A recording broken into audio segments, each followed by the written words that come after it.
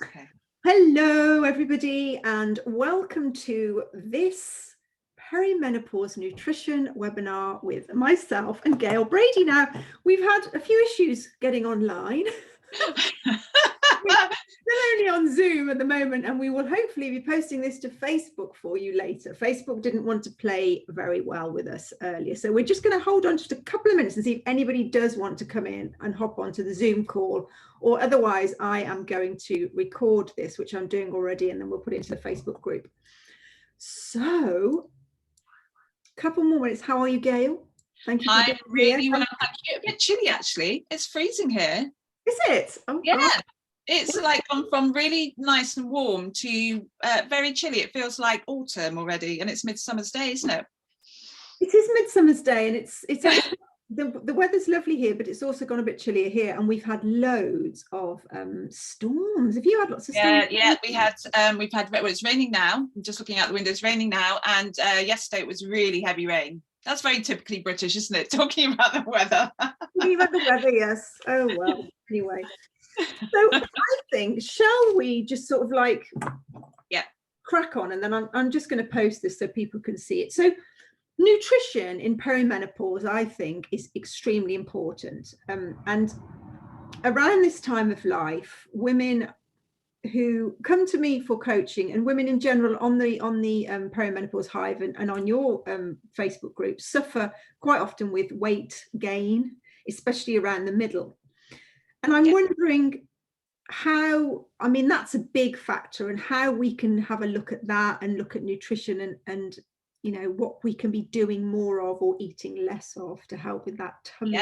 Okay, it's a good place to start. I actually did my master's dissertation on this topic. So I spent almost a year studying and researching for all the science that is actually out there on this specific topic, which unfortunately isn't a huge amount of actual science, because most studies cost a huge amount of money to make and to complete, and so no one wants to, because no one is going to end up making any money out of it. It's not like it's a pharmaceutical company, so a lot of the studies are very, very small numbers. But anyway, what I actually found was it's this kind of extra layer of fat that women tend to get around the middle area. It's a combination of perimenopause. We know that as our hormones change, we tend to kind of become more, we have a decrease in female hormones, and so become more of a kind of male shape, which sounds awful, but we do get that extra layer of fat around the middle. And also it is to do with aging generally. So it's two things: the change in hormones and aging generally, because men also gain weight as they get older. But for women, in terms of the hormones, our body composition actually changes with the change in hormones. So this has been shown in science. This does actually happen to most women, where we do have this tendency to gain this layer around the middle because of the decline in estrogen specifically. And what can we do about it? Well, it's a combination of factors. It's not just one thing. It's not like eat less, exercise more, which I think most people think that they need to do. And people are often surprised by the fact that they may not have changed anything about their diet. They may think they have a really good diet, and they may be exercising, yet they still gain this weight around the middle. And it's because our resting energy rate, our natural resting energy, declines as we get older. So we do need to move a bit more. We need to move daily, and we can't sit for as long. So studies have also shown that women actually fidget less. So we're generally just naturally moving less, just even down to, you know, when you're kind of fidgeting around like I'm doing. I see that all the time in videos where I move around in my sleep, but we tend to be a lot more sedentary just naturally. And so this is a really important thing. We do need to move more. In terms of what we eat, even if you already have a good diet, because the resting energy level, so that's that type of energy that we need just for our bodies to function, just for all our organs to function, the minimum amount of calories, if you like. I don't really like to talk about calories, but the minimum amount of energy that we need on a daily basis for our body to function, that declines as we go into perimenopause, and it does that quite drastically in the last 3 to 5 years of perimenopause. So this is when we start to see this weight gain, and also this we move less. We have a tendency to move less, and so what you were doing before is not going to work any longer. We need to make change, and for most women we need to make changes in order for us to stay the shape we want to be, or to not gain weight, because typically women gain about 3 kilograms. Obviously that's an average, could be more, could be less for some women, but on average studies show that it's about 3 kilograms over perimenopause. So it's a reasonable amount, especially, I'm only 5'5", so 3 kilograms on me would definitely show. So what I find is that, generally speaking, because obviously we are just speaking generally, I can't, everyone's unique and everyone will have different needs, but generally speaking, for most women, it can be making sure we eat enough protein. And we spoke about that in one of the talks we've done before. So making sure we eat enough protein, and also maybe reducing our carbohydrates, the carbohydrates in our diet. So when I'm talking about carbohydrates, I'm talking about the carbohydrates that we might get from breads and pasta and rice and potatoes and that kind of thing. And we want to replace those with things like sweet potatoes, maybe, and all the starchy kind of vegetables count as carbohydrates. So even beetroot and carrots and things like that. So instead of having potatoes, you could have some carrots, some roasted carrots. So it's changing these, but it's how we manage our plate overall that's going to make the difference, and what portion sizes and proportions of food we actually eat. Let's just take a pause, because I think that's really, I've given you a lot of information there. So it is about moving more, and whether that's just getting up from the desk, going for a walk, a stroll, a few times a day, more often than you would normally, because that whole sedentary sort of lifestyle a lot of people have at the moment when we're behind computers. I mean, we all feel it, I'm sure. And fidgeting more, I'm a big fidget, and actually I did read about that people who fidget more tend to, because even fidgeting burns calories, doesn't it? Yes, you're moving. And I think this whole sitting at the desk thing is really important, because when you just, it doesn't matter if you've done a exercise workout in the morning, if you're then sitting all day, it kind of is not going to have, it's not going to be as beneficial to you. That you might have an hour or so after you've done the exercise where you're still going to be burning more energy, but throughout the rest of the day, if you're then sitting all day, it's obviously it kind of has a negative effect. So definitely sitting is not something you want to do, even if you schedule to get up from your desk and set your timer on your phone to get up every 25 minutes, 30 minutes or so. That action of getting up as well. I've got an app on my phone which is a bit like the Pomodoro method, but it's called Forest, and you plant a tree. So every time you have a 25-minute work session, and then you have 5 minutes break, so that's good, because you just get up and you move about. And also I was thinking that also something else, that when I used to live in the UK and I used to watch more TV, I would also try and get up in the adverts or in between, and do something, move around, don't just be sitting in one spot. So let's go back to the plate then, because this is meant to be about nutrition as well, isn't it? Mainly, let's talk about what we should be looking for as an ideal plate in terms of like portions and how much is in each portion. Yeah, so an ideal plate, so if we just look at the average size dinner plate, I don't know what size they are actually, but it's kind of an average size dinner plate. So we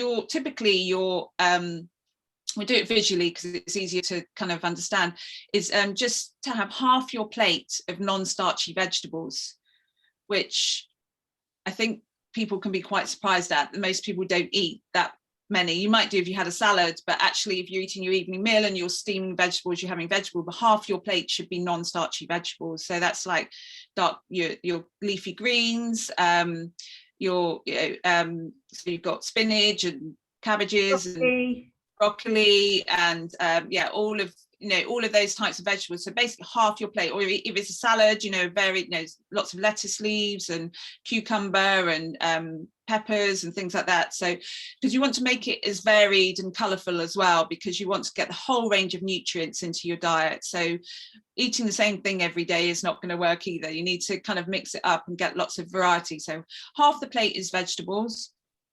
Then you've probably got a quarter of the plate being your starchy vegetables, or if you're choosing to eat rice or quinoa as well, that's a good option, because that's also got protein in, sweet potato, that kind of thing. So that would go, or beetroot, that would kind of go in about a quarter of the plate.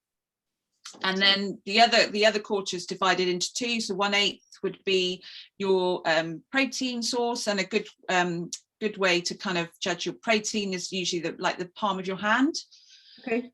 So you could weigh it, but so roughly about 85 grams of like a chicken or meat or fish is going to be about 85 grams is going to be roughly about 20 grams of protein in there. And that's what kind of on average most women maybe aim to have. So it's going to be it depends on your weight actually. So it's worked out at roughly 1 gram of protein per kilogram of body weight. That's kind of an easy way to work it out. Slightly less or slightly more depending on how active you are. Okay, so let's just break that down then. So for instance, I'm 56 kilograms, something like that. Yeah. 56, 57 kilograms the last time I weighed myself. So I need to be eating 56 to 57 kilograms of protein a day. Yes, and most women I find when they come to me in clinic, most women I find do not eat enough protein. That's quite a lot, because I read somewhere that 3 eggs is 18 grams of protein. 2 to 3 eggs, obviously depending on the size of egg. So roughly about 3 eggs would be about 20 grams. Yeah.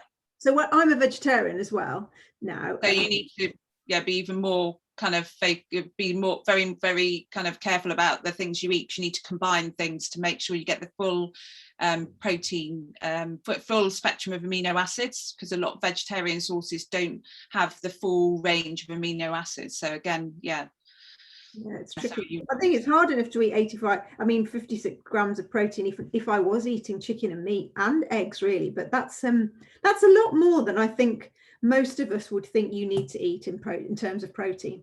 Yeah, and I think it's also very important at this kind of stage of life in perimenopause, because we actually lose a lot of our muscle mass. Our lean muscle mass we lose it as we age, and so we need protein to build our muscle mass, especially if you're exercising as well. You need to have that protein in your diet, but also it's protein are the building blocks for all the cells in our body. So and if you're having problems with brain fog or any issues with brain, you need amino acids to for your brain health.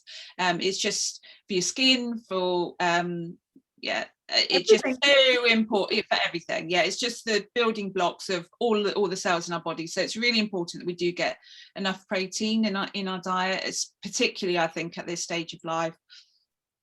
So what other things should we, if we're not we probably aren't eating enough protein, so that's something to be very mindful of. The whole kind of eating far more non-starchy vegetables is another thing that we need to be very aware of with our nutrition. What other things do you think are specifically important in the perimenopause phase of life? So healthy fats is the other thing we didn't cover, which is the final kind of small portion of your plate. And so that could be, although I'm including it in the portion of your plate, it could be the fats that you're cooking with, or it could be avocado or olives or something that you're actually putting on your plate. So, but healthy fats, and I think especially with kind of my generation of women, our generation of women, where we've grown up with the whole low fat kind of margarine products, margarine, low fat yogurts, all of these things that they've taken the fat out of.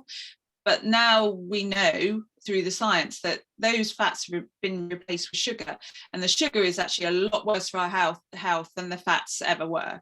And generally fats don't actually affect your blood sugar balance, which is another thing that we want to try and keep very stable in perimenopause, because that will help manage our symptoms. And it's like key area that I focus on in clinic. It's like a foundation of good health, basically, that and gut health, those two things.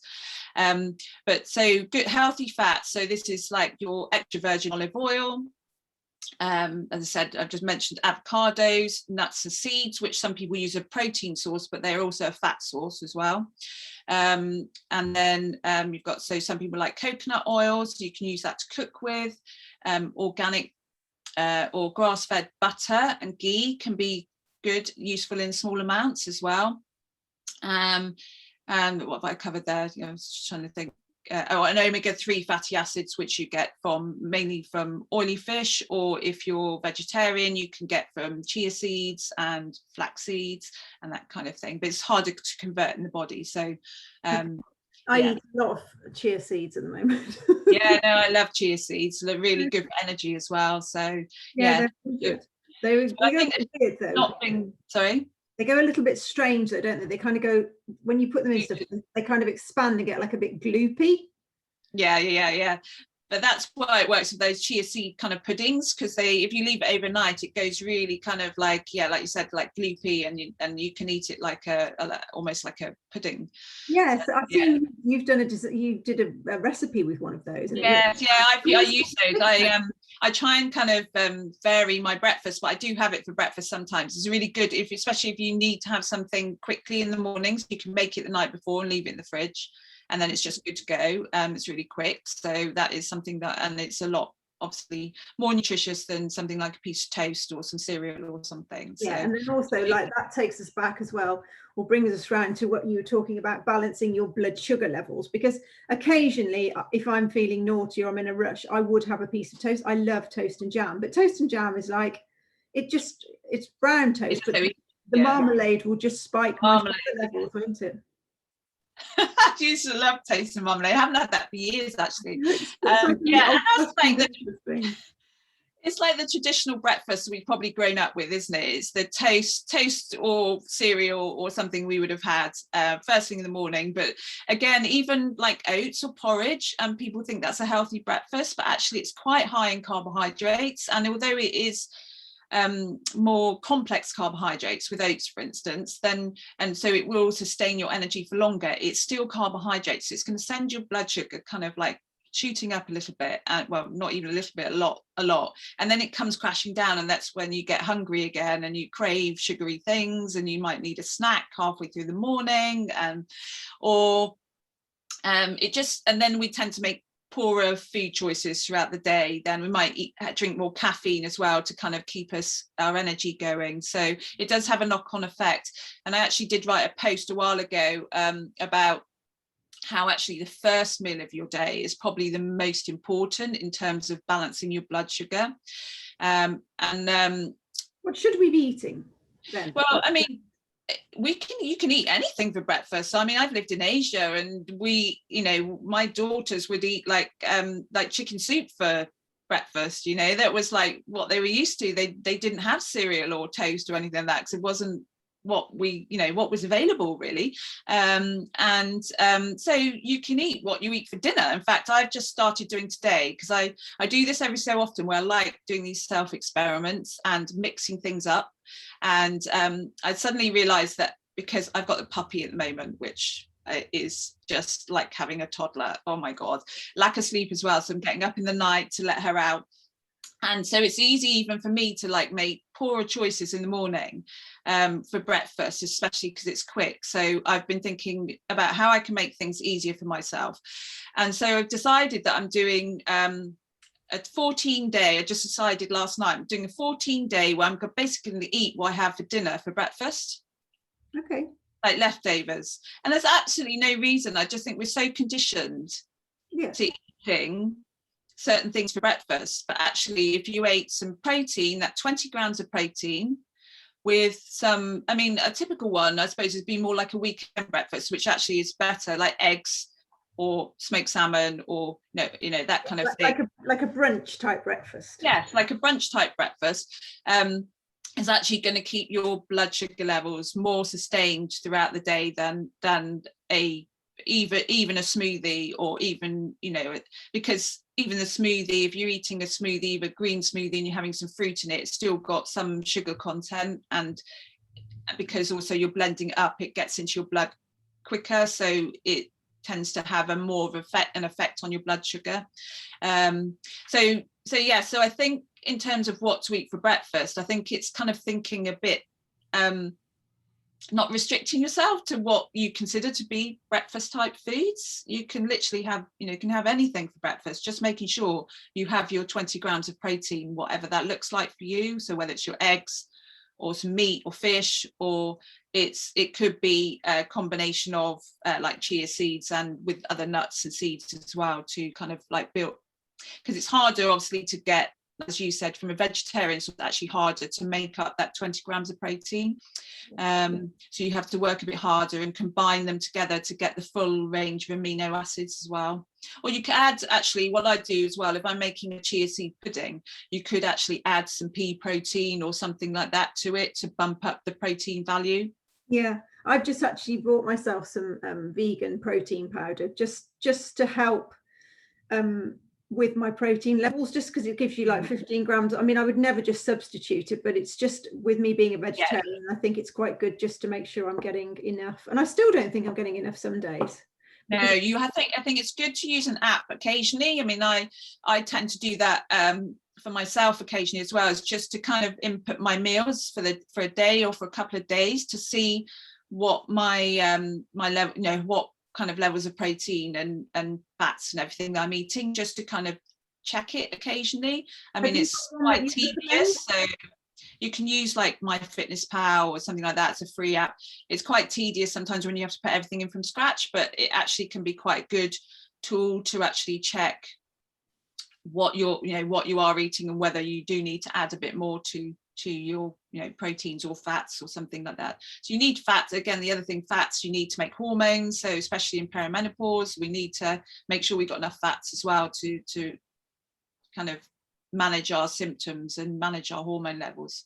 So what women might be doing is they might actually be thinking, well, I'm not going to eat fat because I'm going to get, it makes me fatter. But actually that's not true, is it? It's more likely to be the excess of sugar. And I think that's why it's actually really good to use one of those fitness apps. I did MyFitnessPal once a few years ago, and it was really good because you could see what you were eating, not only in terms of nutrients, but how, if you've got a set target for the day, you can then think to yourself, well, oh my God, if I have a glass of wine, I will go over my target. So it makes you just accountable to actually, that knowledge is power, really, in terms of like being able to have maybe something extra, or maybe having to cut out something, because I think it can't just be trial and error in many ways. I think you have to sort of a little bit to start with, but then I think you have to think, I can't be dieting all the time. It needs to be a sustained lifestyle choice where we're eating the right nutrient-rich foods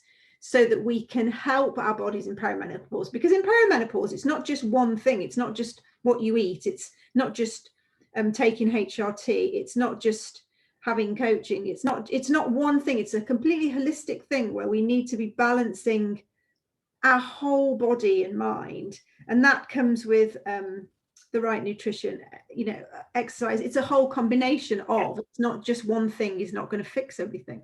No, I think that's absolutely right. And also from my research as well, the what came out of it was that perimenopause is really a critical window for our future health. And it's almost like a tipping point. And so what we do now to support our health is going to could potentially have a big impact on, the outcomes for our, older, when we're older, and our health will naturally deteriorate, hopefully not, but we tend to get more things going wrong. So it really is a really key time to be doing, like you said, all of those things. I spoke to Dr. Anise Mukherjee yesterday, who's written the Complete Guide to Menopause on my radio show, and she said exactly the same thing. She said it's a like pivotal time. that can help, to counteract the diseases that we might get, like the osteoporosis and cancers, etc., by looking at everything we're doing, by this whole holistic approach to our perimenopause. And we do know that obviously from now, once we get through perimenopause, and so menopause is actually only one day. I'm sure that you've probably heard that from a lot of people. It's actually 12 months after you have your last period. So once you get to that day, that is menopause. The next day you're postmenopause, and you're postmenopause for probably a third of your life now. Most women, so if you go back 100 years, women would only live to about 60. So now the average age that women live to is about 83 in the UK. So about a third of your life is going to be lived post-menopause. So I know that I want to live that within the best health I can. Yeah, and most women will be working as well through that time. It's not just that we'll be living and working through our menopause. And so it's fundamental, really, that we take note, and perhaps that's why it brings up so much in perimenopausal women.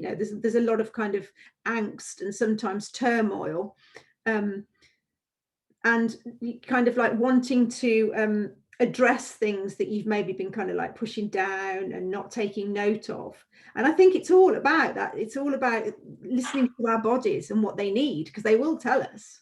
Yes, no, I agree with that. And I do think, I think there's a stage that maybe we go through when we can lose confidence. But as we go through perimenopause, and I think definitely towards the end of it, I think most women tend to grow and be much more aware of their bodies and what, and also just generally in life, what they want out of life now and what they don't want out of life. So I think we do change. It is, and I think we talk a lot, and you can feel really sort of overwhelmed sometimes in this phase of life in perimenopause. And I know I did it for a while, but actually there's also a real positive side to perimenopause, and it's like you've just said, it can be just creating the right foundations for the next phase of our lives as women, whereas maybe that's going to be about what's for us, not just because we've been looking after everybody else. I think caring, and we can actually look to our own future. I think that's where it's wonderful with my coaching clients, when I see how far they've come from coming to me when they've got like real loss of confidence, which is a huge issue with perimenopausal women, to leaving thinking they can take on the world, basically. And that's amazing, isn't it? That's amazing. And I mean, perimenopause does come with so many symptoms, or so many potential symptoms. Some women are lucky enough to kind of sail through it and not have too many problems, but probably a third, maybe more, of women do actually have a number of symptoms that they struggle with. But I think if we can, like I said, address it from all these perspectives and use a very holistic approach, and know that this is actually setting ourselves up for the final third of our life, and hopefully means that we will live that part of our life with more health and vitality. And yes, some women do really struggle, and there are lots of things that can be put in place to help them, and it's not always that we can get rid of those symptoms completely. I wouldn't want to say that, even from I'm a nutritionist, from a nutrition point of view, there's lots of things we can do, but it doesn't necessarily mean that symptoms are going to disappear completely. I think it just enables you to kind of manage those symptoms a lot better, and hopefully reduce them and make life a lot more manageable. It's something that I've seen a lot of women kind of go through, and they think that this is the magic bullet, but it's not. There isn't. It's just a combination of all these things, and trying to incorporate them into our daily lives, and changing our habits, basically, so that we're setting ourselves up as well for not just now, but for the rest of the other third of our lives. Does that make sense? Yeah, it does. It makes total sense. Okay, so have you got like any tips that people could take away, or just something, if there was one or two things that you would say that if you as a nutritionist would advise people to start doing? So there's some certain foods. There's some certain foods I'd say there's kind of like a list of 10 foods that I'd say to make sure that you include in your diet. It's not a vegetarian one, so you might have to substitute some of these, but so the protein is the first one. So make sure you get your protein in. That is going to really help you balance your blood sugar levels and help with energy and sleep and lots of things there, and help you maintain your muscle mass. Then you've got things like dark green leafy vegetables, which are really, really beneficial because they contain compounds which help support the detoxification of hormones through your liver. Plus they have, you know, other health benefits as well. They're really, really good for you. Probably have everything. Dark green leafy vegetables, that's what, you know, women should be eating. And if you have dark green leafy vegetables, if you eat them with a squeeze of lemon, even better, because that's going to help you absorb the iron from the dark green leafy vegetables, which a lot of women at this stage in life are have low levels because they may have been having heavy periods, so they tend to be low in iron. So that's a kind of extra tip there. Then we've got the omega-3 fatty acids. So we need to have those essential fats in our diet. That helps with brain health. It helps keep our skin supple, helps with aging, which who doesn't want that, you know?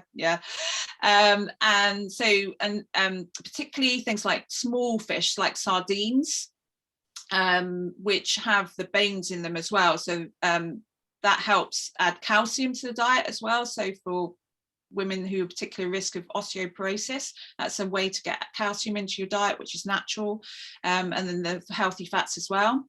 Then we have things like flax seeds, which love flax seeds for lots of reasons. They contain phytoestrogens, which they're a weaker form of our own estrogen. So either way, whether you've got high or low estrogen, they can actually attach to the same receptors in our body and actually have a weaker effect. But if your estrogen levels are high, they can actually, they're taking up a space from our estrogen, so it's a weaker effect. So it should help to kind of bring those levels down. And if your estrogen levels are low, they're increasing your estrogen levels. So they're a really good food to have as well, if you to keep our bowel moving, to have like a bowel movement every day, which we definitely need to have to make sure we're excreting old hormones. So the flaxseed acts a bit like a brush, but we want to make sure we're eating it ground flaxseed, because the whole flaxseed is too sharp and can be quite damaging to the gut if you eat it whole. So what I recommend here is buying the whole flaxseed and grinding it in small amounts and keeping it in the fridge, because that way there'll be the oils that are being exposed when you grind it are going to be fresher than the ones that you're going to buy in a shop that are already ground. Okay, yeah, makes so sense. that's eggs are great food, healthy fats, protein source as well, really good for brain health. Beans and pulses, again, sources of phytoestrogens. So am I going too quickly? Phytoestrogens. So beans and pulses, you've got lentils, chickpeas, you know, there's so many different ranges, but just varying it. So getting some of those in your diet as well. And also fiber, really essential. Said vitamin C rich foods, because that helps with collagen for skin and bone health, you know, all the structural part of our body. So vitamin C, and we typically think of citrus fruits when we think of vitamin C, but things like bell peppers, pineapple, bell peppers are really high in vitamin C, pineapple, kiwi fruit, there's lots of other sources that you can get vitamin C from, so that's a really good thing. And then what else do we have? I've lost track how many I've covered. So some people, fermented soy, so if you're going to eat soy, that's quite controversial. I don't mind some soy in my client's diet. I do recommend it unless there's a specific reason why they wouldn't why they shouldn't have it, but I would only ever recommend organic soy, and preferably the fermented type, so the traditional types of tempeh, natto, miso, that kind of thing. So I think that's really important, because soy has become quite big, and it's quite processed, a lot of it. So that's why I say the organic, and you want to make sure it's like the more traditional type. So yeah, soy, and then the healthy fats as well in your diet, which you've already mentioned. So those are kind of like the key foods that I recommend to everyone to try and include in their diet, to help with their symptoms, to help sleep is a big issue. So all of those reasons. Brilliant. Oh, so that's fab, isn't it? Because there's lots on there. I mean, I've taken a lot away from there in terms of the fermented soy is a big one for me, and actually flax seeds. It's reminding me that I need to order some flax seeds. Yeah, so just make sure you start off with small amounts. When you can work up to say like 2 tablespoons a day, but some people wouldn't be able to tolerate that to start with. It might give you kind of like, might send you to the toilet quite a lot. So it's obviously high in fiber. So you might want to start with like smaller amounts and then build up, but up to about 2 tablespoons a day. I would really recommend that for lots of women. Yeah, perfect. Thank you so much. I think we're going to bring it to a close because we've been talking for 35 minutes. I know I've covered so much. I feel like if anyone's got any questions, if they're watching the recording, then they can pop them in the comments box for you, and I can check the questions afterwards. And you can also, I have recommended your group on my group, but tell people where they can find you, Gail. So they can find me on most kind of social media sites at Gail Brady Nutrition, and I also have a closed Facebook group which is for perimenopausal women, and it is Mission Menopause Hub. So you can find me there. Otherwise, I've got website, and I'm on Instagram and Facebook as Gail Brady Nutrition. Cool. We can find you everywhere then. Well, thank you. I hope that was useful, everybody, and I hope I can manage to upload this to Facebook. That would be good, wouldn't it? I'm trying to do that now and battling with my tech for a bit longer. Thank you so much, Gail. I really appreciate it. You're welcome. As I said, any questions, let me know. Yeah, thanks everybody. See you soon.